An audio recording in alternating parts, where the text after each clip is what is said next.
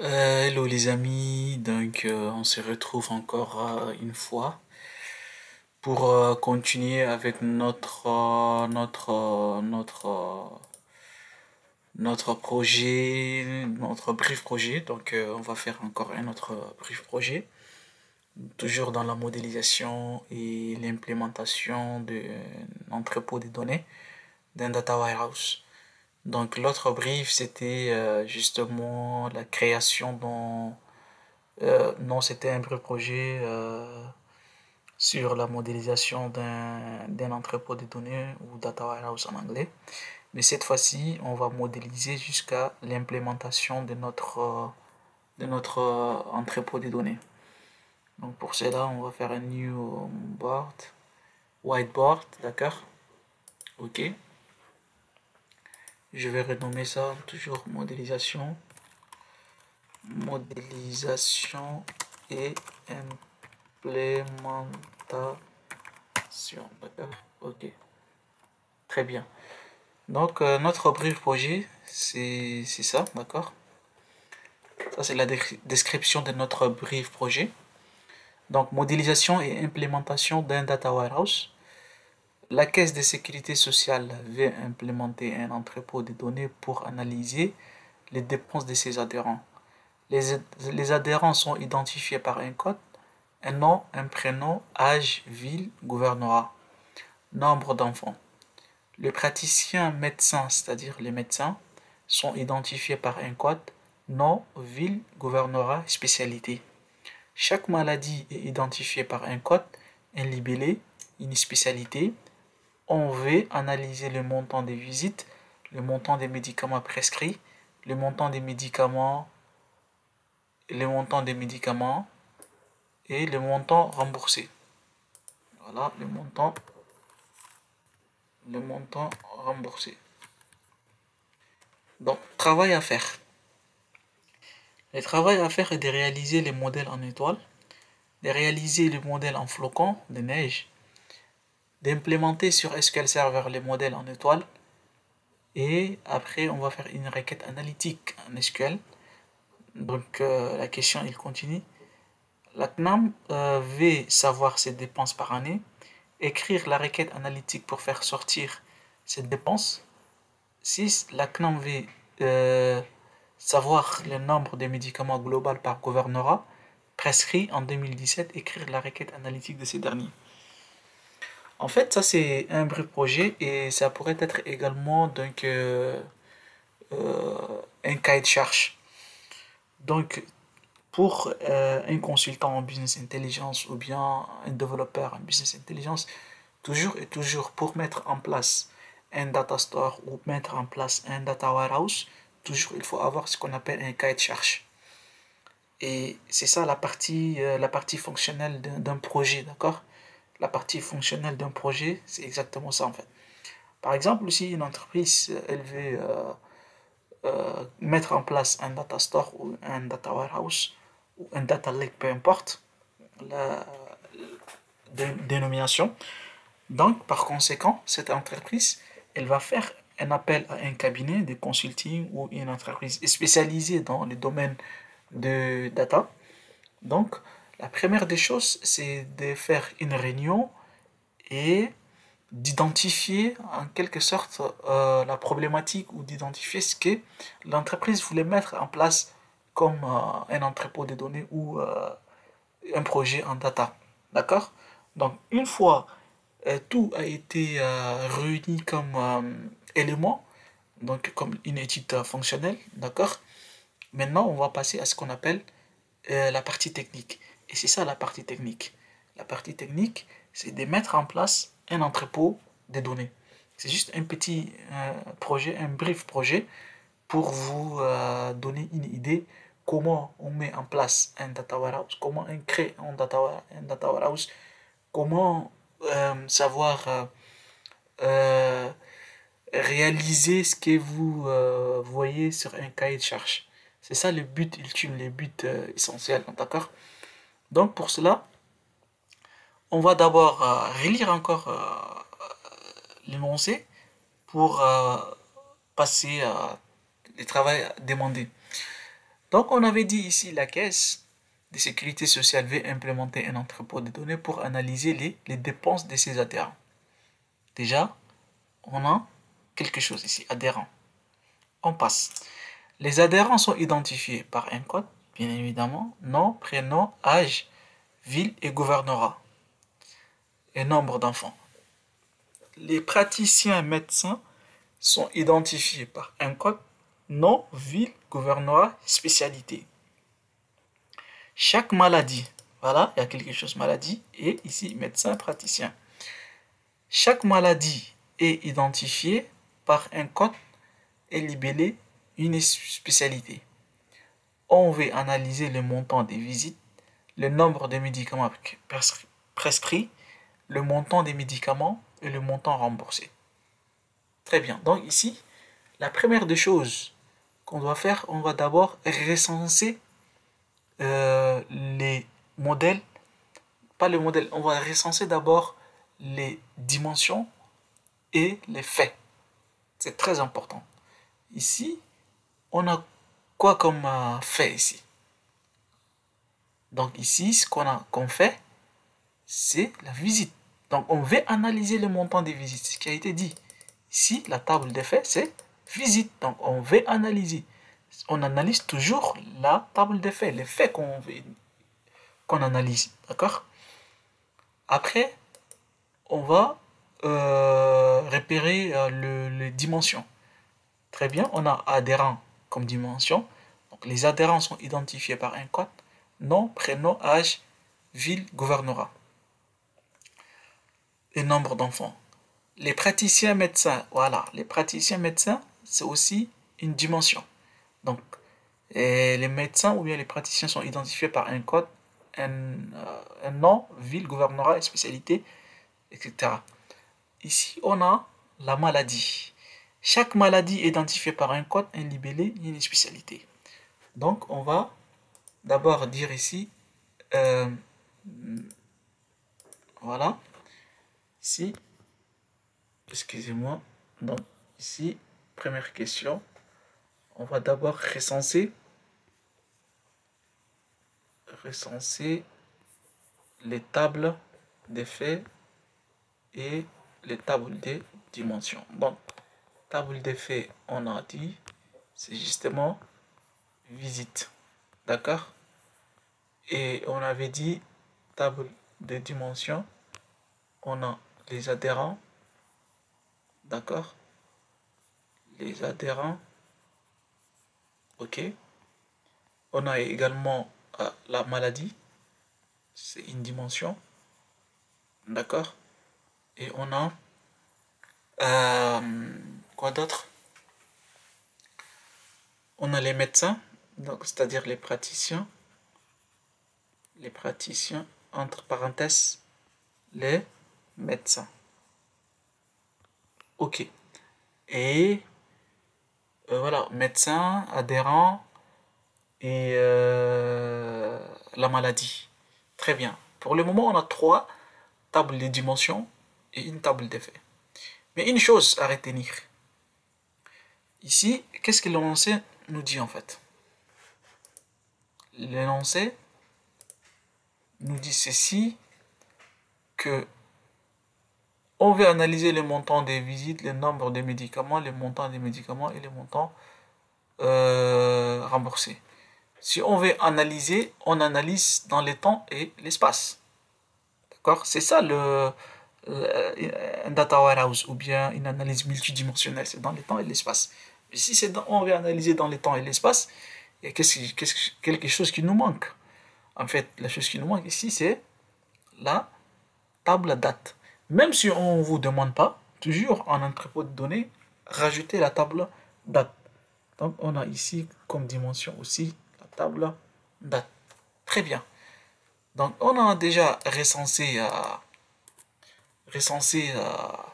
la table des faits et les tables de dimensions. Donc on a table des faits visite, d'accord? On a table des dimensions, on a les tables de dimensions adhérents, maladie, et praticien, et les médecins et la date. Donc quatre tables de dimensions et une table de des faits. Ok. Après avoir maintenant recensé la table des faits et les tables des dimensions, l'énoncé nous demande de réaliser le modèle en étoile. D'accord? Donc, pour réaliser maintenant le modèle en étoile, on aura ici, je vais faire comme ça, ok? Donc, on aura là ici,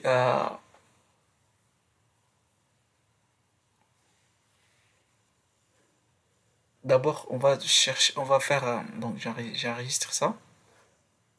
Je dois faire un autre tableau, voilà, et un autre tableau, ok? Donc, je dois faire d'abord la table des faits, donc au milieu. On a la table des faits, on avait dit c'est visite, mais les propriétés de la table des faits, on avait dit c'est date. Donc ici, chaque maladie, on veut analyser le montant des visites, le nombre de médicaments prescrits, le montant des médicaments et le montant remboursé. Donc d'abord, je commence à faire la table de... Attendez, table de dimensions. Donc je prends médecin. Ok. Ici, on a la caisse des médecins sont identifiés par un code, nom, ville, gouvernorat et spécialité. Ok. Donc ici, on aura un code médecin comme ça. On aura nom du médecin, ville du médecin, gouvernorat du médecin et spécialité du médecin. Ok?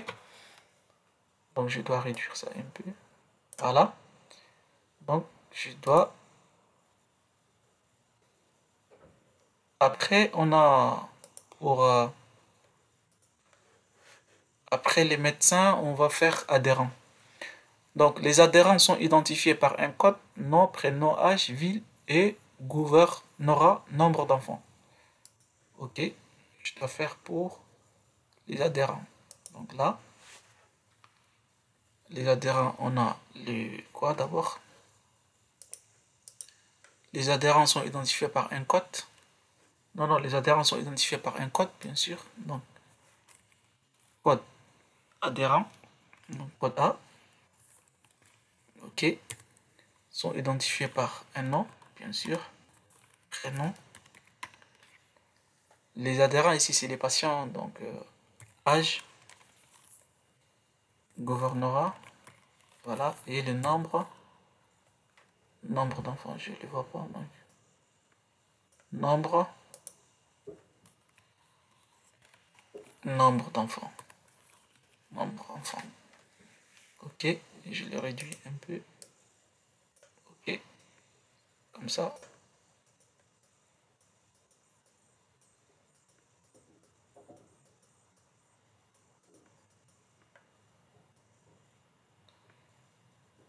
voilà, ok, et de l'autre côté, on a la table date, donc on aura date.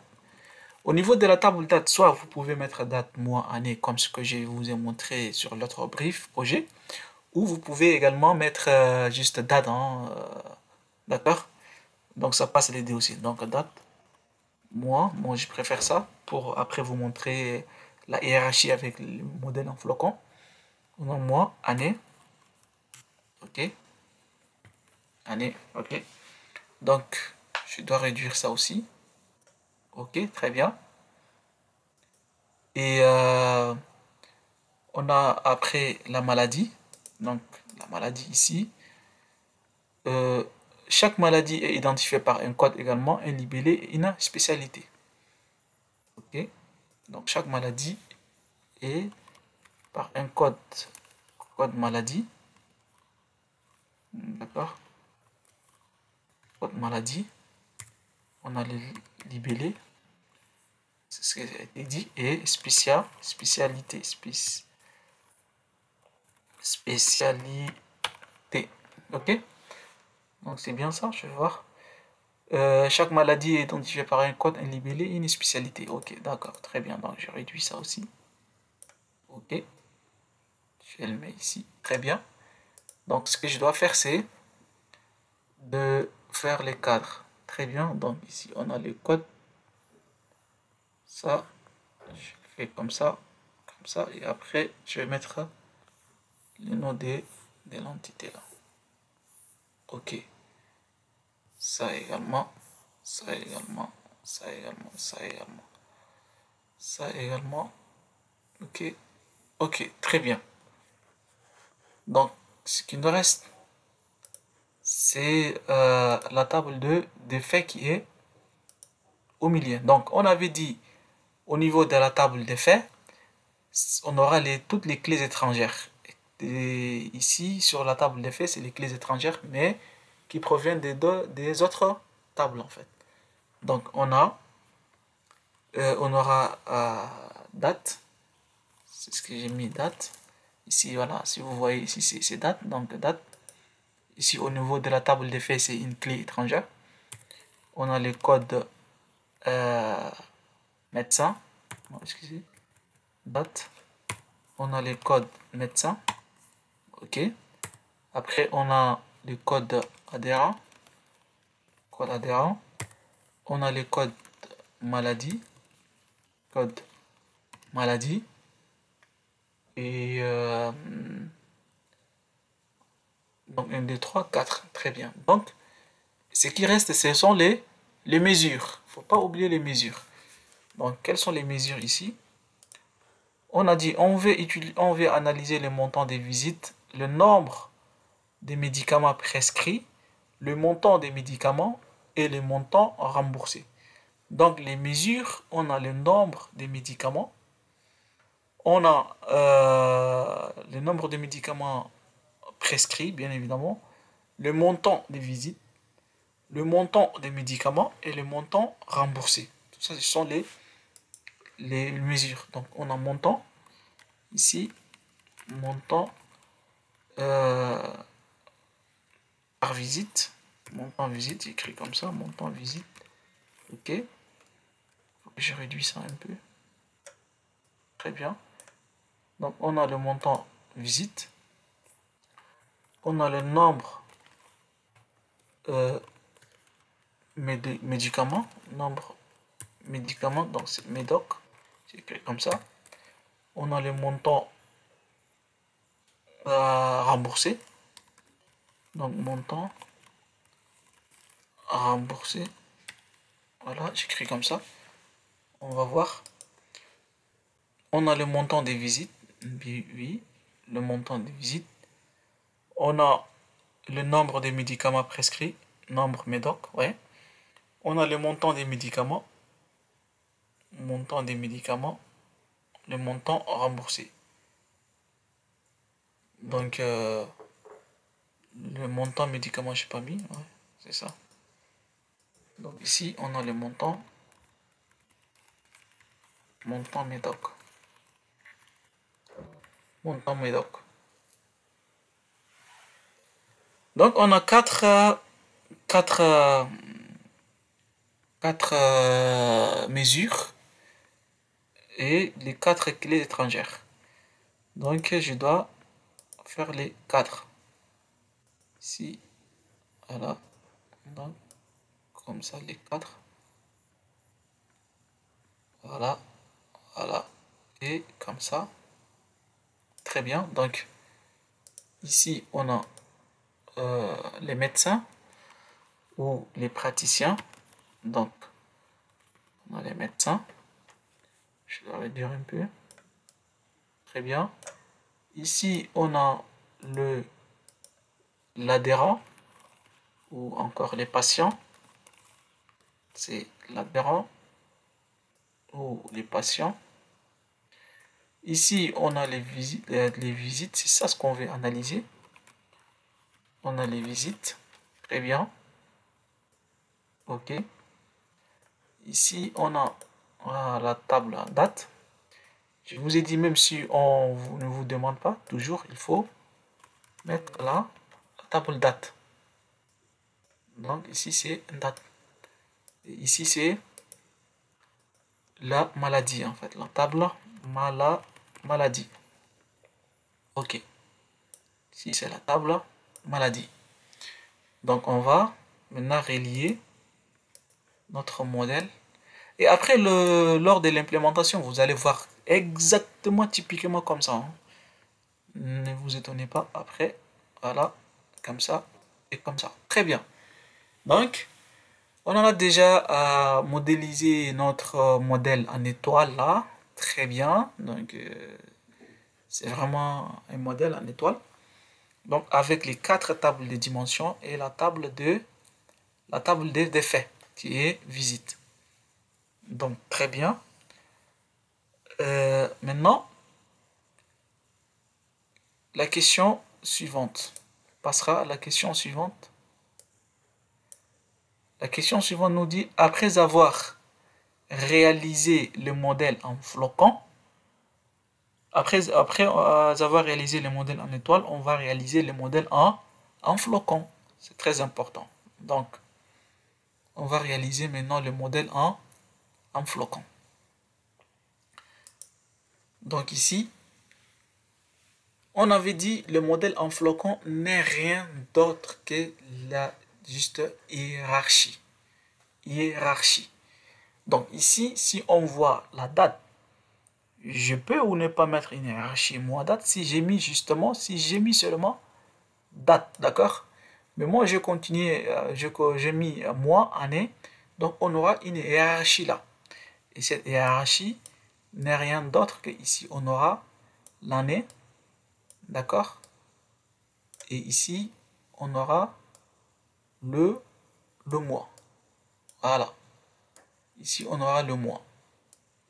Donc c'est ça hiérarchie en fait. Donc si je mets l'année ici et le mois là, après je vais supprimer le mois d'ici et l'année d'ici. Et je dois mettre ici mois là, année plutôt, année, ok. Et ici c'est le mois. Donc je dois mettre ici code mois, code année et code mois là. Très bien. Donc, au niveau de la table médecin, si on fait une hiérarchie, on aura le gouvernorat, on aura la ville. D'accord? Et on aura une spécialité. Donc, si vous avez vu les briefs projets précédents, donc ici, une spécialité ne peut pas être sous une hiérarchie de gouvernorat et de ville, mais plutôt de une hiérarchie parallèle au gouvernorat et à la ville. D'accord? Donc ici, j'aurai euh, une hiérarchie gouvernorat et ici une hiérarchie ville. Donc comme ça et comme ça. Donc ici, on va supprimer gouvernorat. Ici, c'est G. OK. Et ici, je supprime la ville, c'est V. Donc on aura code gouvernorat, non gouvernorat, code ville et nos villes. D'accord? Spécialité, ça doit être une hiérarchie parallèle. Donc c'est une hiérarchie parallèle. Donc, ici, c'est spécialité. On aura code spécialité et non spécialité. Donc on supprime là. D'accord? On a une autre hiérarchie. Ça, c'est le modèle en flocon que je suis en train de faire. D'accord? Donc, on aura une autre hiérarchie qui est au niveau de l'adhérent. Donc, on a l'adhérent, il est caractérisé par le code adhérent, nom, prénom, âge, gouvernorat et nombre d'enfants. Donc, on aura